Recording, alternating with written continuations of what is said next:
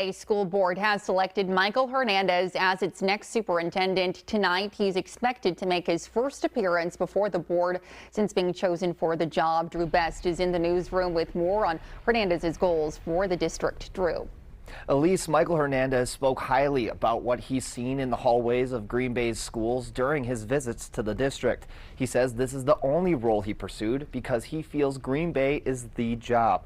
As we've reported, Hernandez currently works in the Appleton Area School District as an assistant superintendent of secondary schools. Before coming to Appleton, he was a principal and administrator in the Madison Metropolitan School District. Green Bay School Board President James Lyerly says the board felt Hernandez's experience in diverse urban school districts makes him a great fit for the position.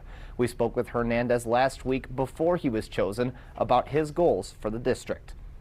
We need to continue to work on this budget. Retention and recruitment of staff, supporting our staff. I believe that looking at what our community during the surveys, one of the biggest things was the question of safety and being able to be transparent and clearly communicate what the plans are. Hernandez also expressed a desire to be involved and active in the community throughout his tenure. Pending contract negotiations, he's expected to officially start the job on July 1st.